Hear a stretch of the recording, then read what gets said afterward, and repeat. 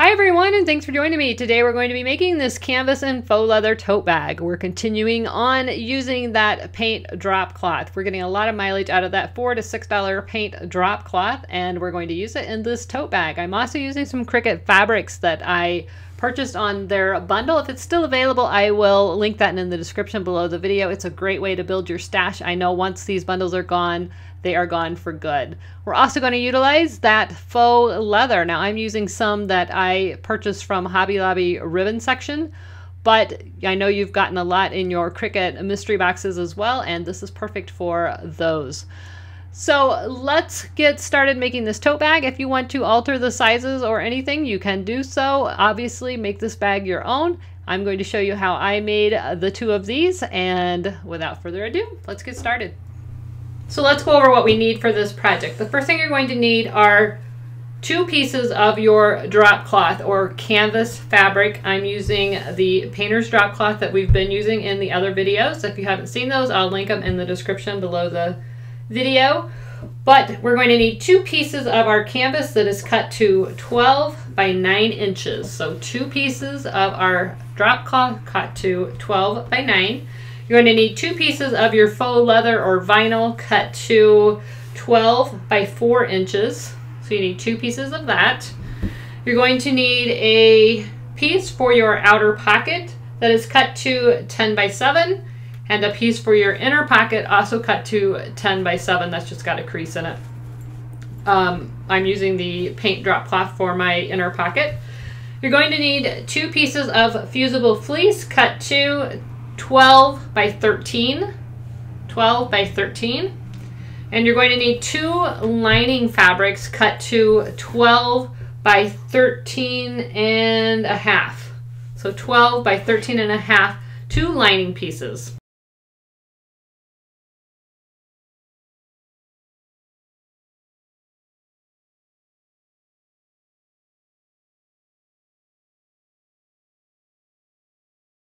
So the first thing that you're going to do is take your lining piece and you want to apply your fusible fleece to it. Now the fusible fleece is slightly shorter than the lining. That's the way it's supposed to be. And you want that to line up with the bottom edge. So if you're using a directional fabric, this is going to be the top up here. So you're going to put the fusible fleece, line it up with the bottom. So here's my other piece of fabric. I'm going to take my fusible fleece, rough side down against the back side of my lining. I'll line it up with the back and fuse that into place. So do that and meet me back here. So the next thing we're going to do is attach our vinyl or our leather to our canvas top. So what you're going to do is put it pretty side down against the pretty side of the fabric, or if you're using a drop cloth, there's not really a pretty side. So you're going to put pretty sides together. You're going to line it up with the bottom edge and run a 1/4 inch stitch right along that edge. Once you have that 1/4 inch stitch in place, it's going to look something like this. So you can see I've put a 1/4 inch stitch right along that edge. What I want you to do is turn it over and lay the leather so it's flat. The vinyl or the canvas drop cloth is going to fold up a little bit, and you want to press that nice and flat and then turn it over. Take it over to the sewing machine and run a top stitch right along this edge, and that will just give that a nice finished look, and it will keep that flap nice and flat and smooth for you. So go ahead and do that to both of your outer pieces, and I'll be right back. Okay, so we have our 2 outer pieces prepared. We can set those aside. Now it's time to work on our pockets. You're going to take your pockets and fold them pretty sides together, both of them, just like this. And then you're going to take it over to the sewing machine and you're going to sew down across, leave an opening about 2 inches so that you can turn this right side out, back across and back up. So you're going to sew the 3 open sides closed with the exception of a little portion on the bottom so that you can turn it right side out. Now I always tell myself I don't need to mark this because I know what I'm doing, and inevitably I will go right over the sewing machine and sew that bottom closed. So I'm just going to mark it just so that I don't get frustrated and have to pick it open. So again, down, down, down, down, just along the 3 open sides. Okay, we've got our 2 pockets sewn. You want to clip off the corners, being careful not to cut your stitch lines, of course. And depending on your canvas, you might want to zigzag stitch around the edges if you feel like it's starting to fray more than you want it to, or you don't feel secure. You might want to zigzag those edges. I'm not going to in this one, but some of the drop cloths are real coarse and have a looser weave, and they have more of a tendency to fray than this particular one is fraying. But that's totally up to you. If you feel like you need to zigzag around your edges, go right ahead, or serge them. Okay, go ahead and reach inside your pockets and turn those right side out. You might want to use a chopstick or a bone folder or a turner, whatever you want to use to get those corners nice and square. Okay, once you have your pockets turned right side out, you want to take those over to your pressing surface and press those nice and neat. And then you're going to take it to the sewing machine, and on the folded edge, which is going to be the top of the pocket, you're going to stitch a line or 2, whatever you want to. It's purely decorative across the top edge of this pocket, on both pockets, on the folded edge. So we prepared our 2 pockets. We've got the stitch right along the folded edge on both of them, and we've got an opening in the bottom of each of our pockets. We're just going to set those aside. Now we're going to work on our straps. These are 2 pieces of cotton webbing. Mine are 22 inches long. You can make them as long or as short as you like. That's totally up to you. But mine are 22 inches. And the first thing we're going to do to prepare these is fold them up about 1/4 inch, and then just take it over the sewing machine and stitch that right down.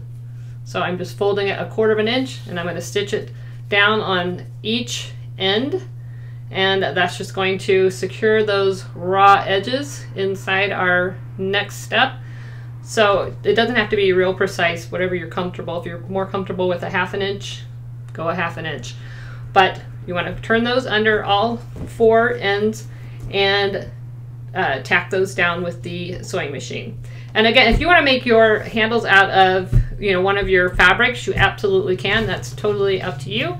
But I just thought it would be fun to use this cotton webbing. Okay, you can see I have stitched mine down. I used a white bobbin thread, so you can see the white on the back side. But you want to use a coordinating thread to do that. And when I got done, just as a safety precaution, I used a little bit of this fray check. I'll have this linked in the description below the video. You can get this almost anywhere. And I just put a little bit on each end, and that's just going to give it a little added protection from fraying when you cut that cotton webbing.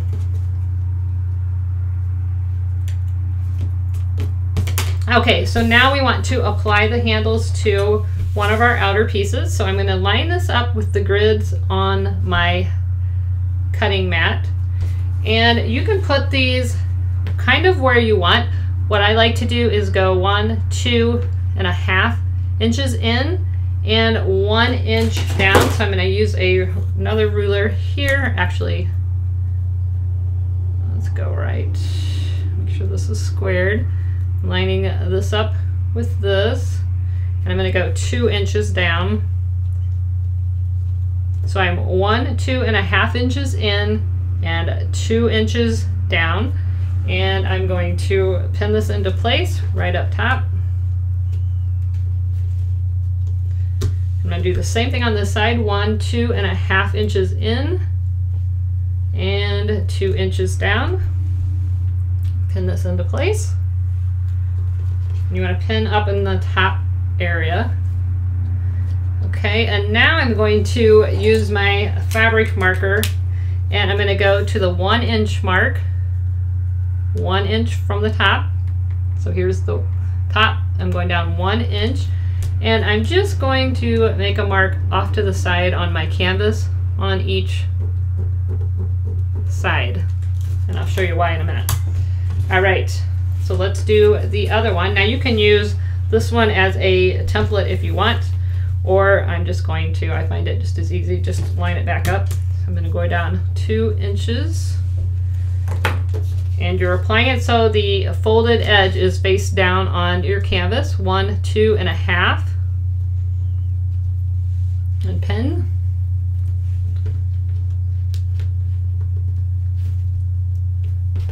Make sure your handle's not twisted.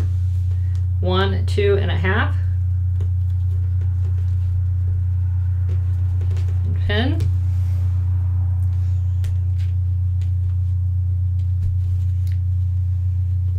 All right, let's double check, make sure those are lined up the right way. They match, they do. And I'm going to go up to that 1 inch mark and make a mark with my fabric pin. So now you're going to take this over to your sewing machine and you're going to sew a square that the top of the square will be where this line is. So you're going to go across, down, and make a square box, and then you're going to sew an X through it. So it's going to look, here's a piece of paper, it's going to look like this, and you're going to sew just like that, and your square is going to stop right here where that line is. So go down, up, back, and an X, and you're going to do that on all 4 straps.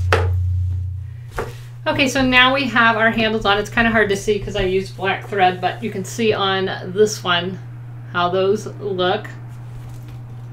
So just sew a square and then an X through the square. And that's what I've done here. Okay, now if you have one side or the other, if you're depending on your fabrics or whatever that you want to be the front, that's the one that we want to work on right now. And we're going to grab our pocket that you want on the outside. And I'm going to use this one. You want to fold it in half, finger crease it. We're going to fold this piece in half. This is going to be my front.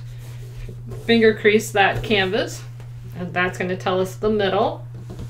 And then we're going to line that crease up with the pocket, and it should come down just between your handles, nice and even.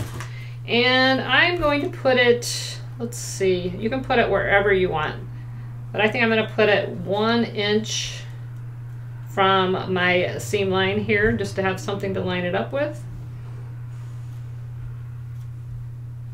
And we're going to pin this into place.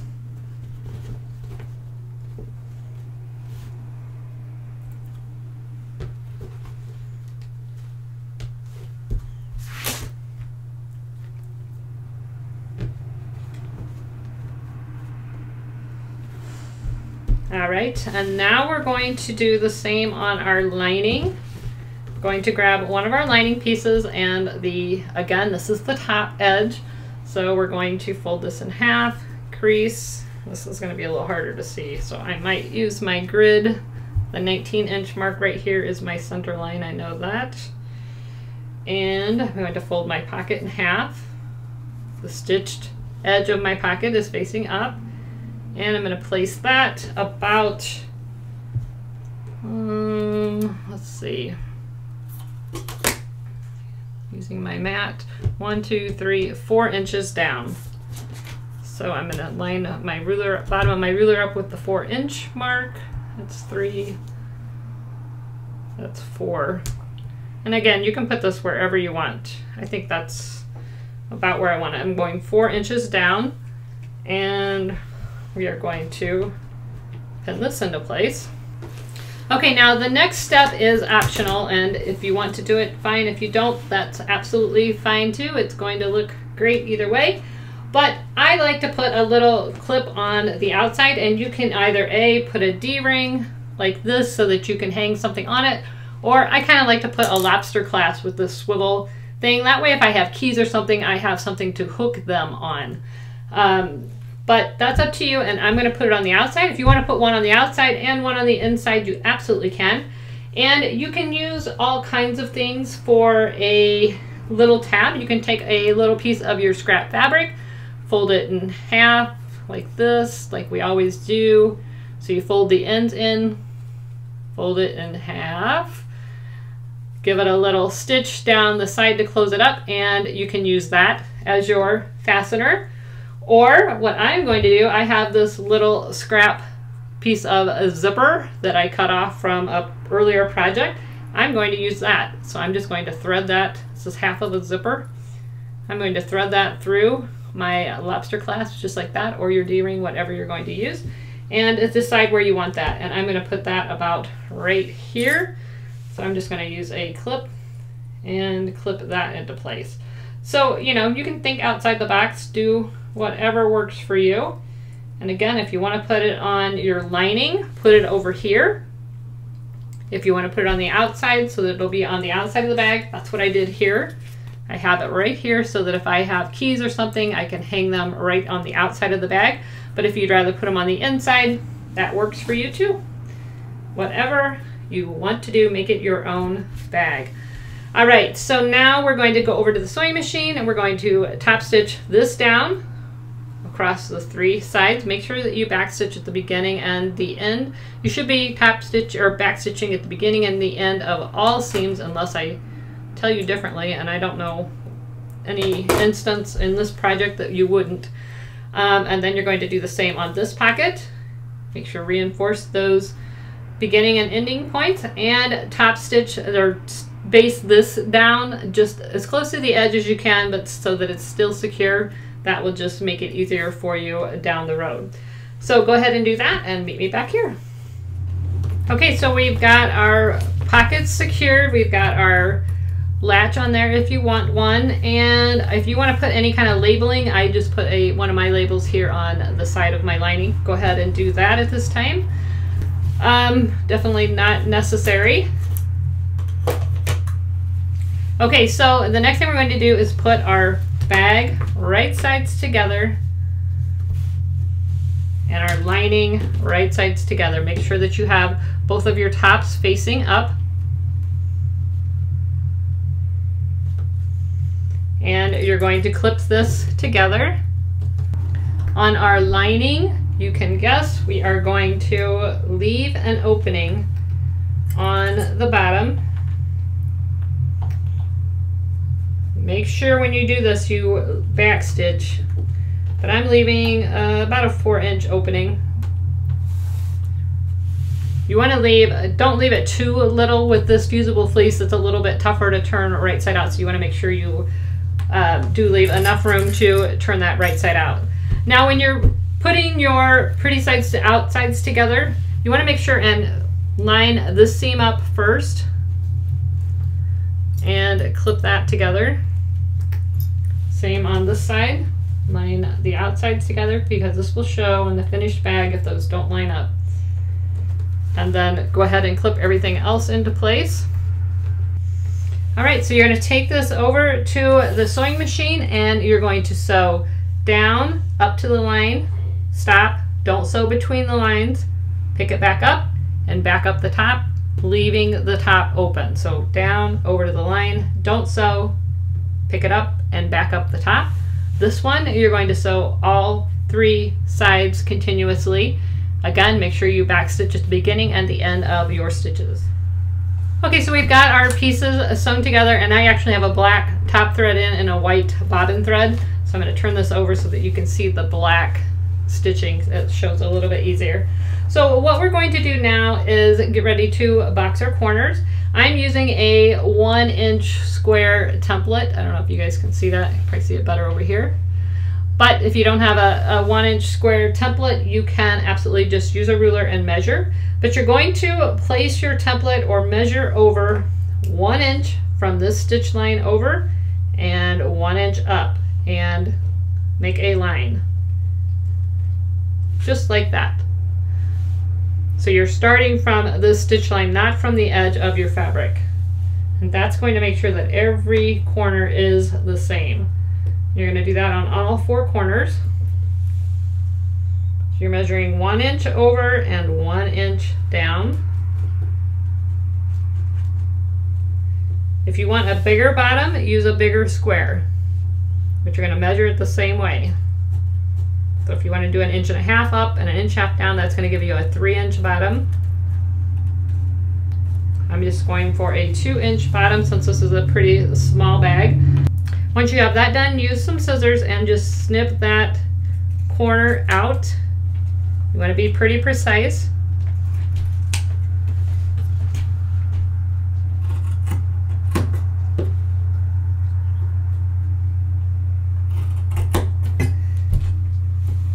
You're going to do that on all 4 corners.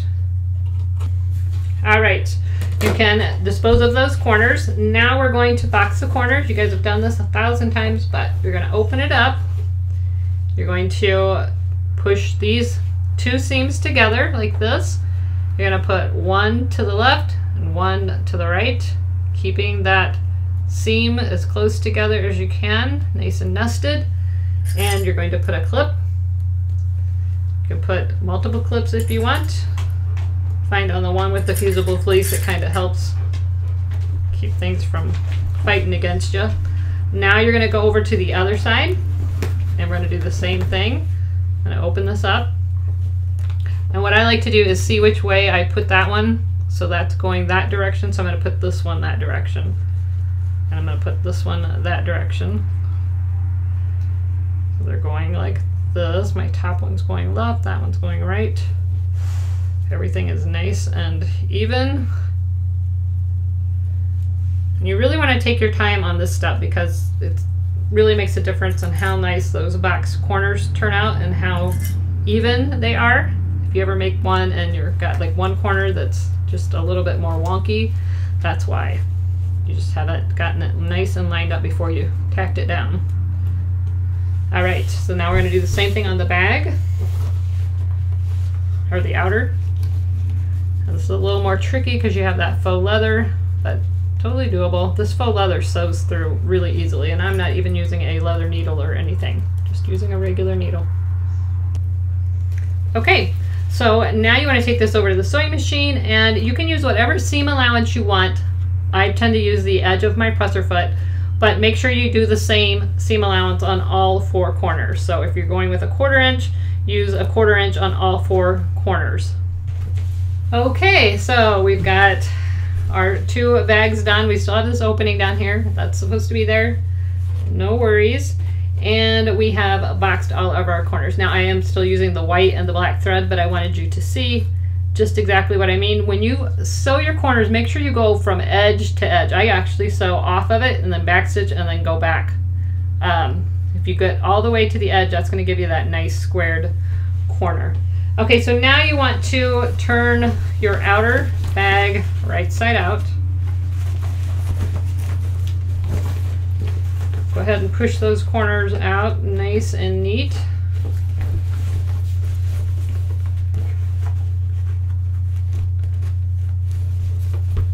Make sure your D-ring is attached if you put one in there.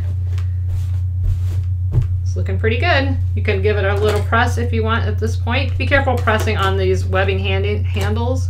If yours are the kind that have nylon in them, they will melt. So you can't iron them, just put a piece of fabric over them before you iron it.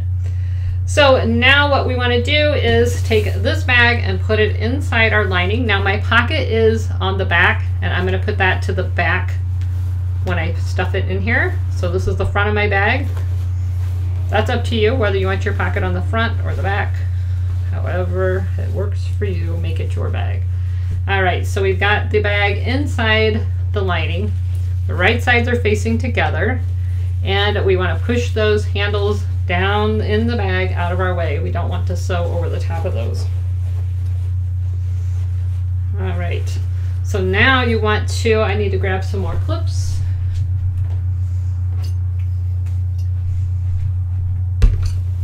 So now you want to match your side seams up. And again, I'm seeing which way I had it from my box corner. So that one's going that way. I'm going to push it the same way. And that's just going to help me with the bulk. I'm going to clip that into place, and I'm going to do this side next, looking to see which way that's going. And you can actually, I mean, if you want to open your seams and nest them together that way, you can do that. I just find this easier. Do what works for you. I think the rule is there are no rules. Now you want to stretch this out and find that center point-ish. Clip that together. Make sure that you're getting your lining and your outer fabric lined up at the top.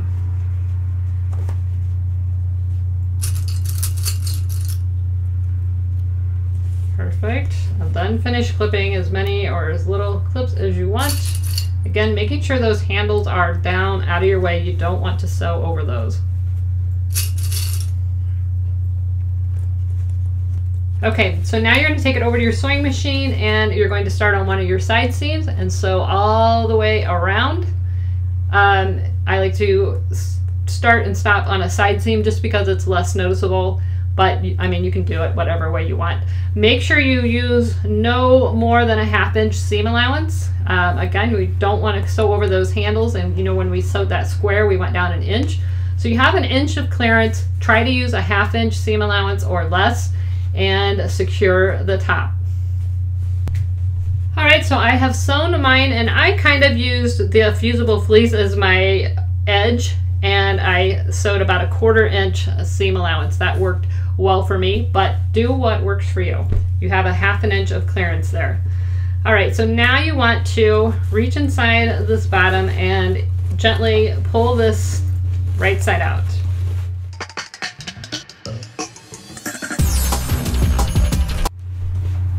Once you have it right side out, again, you want to reach inside using a chopstick or a bone folder or your fingers if that works for you, and pop those corners out. Everything nice and neat. And then you're going to grab this bottom, and if you gently pull on the sides, it should pretty much whip into shape for you, but those ends should be turned under just slightly, and you're just going to stitch that closed. All right, once you have that closed, all you have to do is open up the bag and stuff your lining down inside. Of course, you want to trim off any loose threads that you see. And you're going to find that your lining is longer than the outer bag. That's what we want.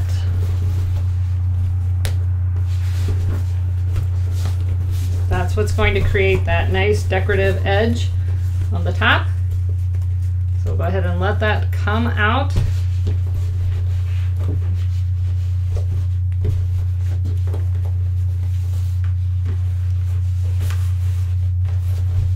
And that should come out about a 1/2 inch. Just make sure everything inside is nice and neat. Let the rest of it come out. Just depending on your seam allowances, it might be a little bit more, a little bit less. Again, trim off any threads. All right. Now you want to take it over to your ironing surface and press it into place. Make sure everything is pretty consistent along the top. And then you're going to take it to the sewing machine and sew. Don't sew your handles. You can put your handles out of your way, but you're going to stitch right along this edge just to secure it down. If you want to sew on the black edge, you could do that as well. Either way. I think I'm going to sew on the black edge, or whatever color yours is. On this one, I sewed on the pattern fabric edge. Okay, and now you're basically done. I've top stitched around that top edge, and if you want, this is totally optional, you can add a cam snap. I'm going to add, do I want black? Yeah, I'm going to add black. So a cam snap kit, I've shown you these before, but they consist of 4 different pieces, and I've got it all linked in the description below the video. But it's really easy to use. Just need to find my other half of my snap. There we go. So the snaps themselves consist of 2 pieces like thumbtacks, like this. So you need one for the front, one for the back, and then you have 2 different backs, oops, that look like this. So the 2 thumbtack pieces and the 2 pieces that look like a back. And then you also get the tool to install them and a pick. So what I'm going to do is, I'm gonna just use the grid on the mat. So this is 1, 2, 3, 4, 5, 1. So the middle is right here. You can measure it, you can do whatever you want. I'm an eyeball kind of gal. So I am going to go about 1 inch down from the top. I'm going to poke through both layers of the top fabric. I'm going to put the thumbtack portion in through that hole. And one of my backs, it doesn't matter which one. And then I'm going to use the tool and I'm putting the black edge against the top of the thumbtack part and gently squeeze. Don't over squeeze. That's the biggest problem that I see people have with the cam snaps, is they squeeze too hard, and it's really not difficult, and if you squeeze too hard you make them go kind of wonky. So I'm just kind of pushing down on that so that it'll make an indent on the other side of the fabric. Make sure my handles are lined up, just so that I can tell where that next one needs to go, which is right here. Poking my hole through the back. Let's just turn it over. There's my hole. Put my cam snap through. Put the other backing on. Use the tool. Lining the black piece with the top of the thumbtack, and there we have it. So I see I have my little mark that I made with the 1 inch, so I just need to hit that with the iron to get rid of that, but we're basically done. So I hope you guys enjoyed this video. Here's another look at that supply list in case you want to write these measurements down or take a screenshot. Here is a picture of the original bag that I made. Unfortunately, I lost the video footage on that one, so I had to remake it.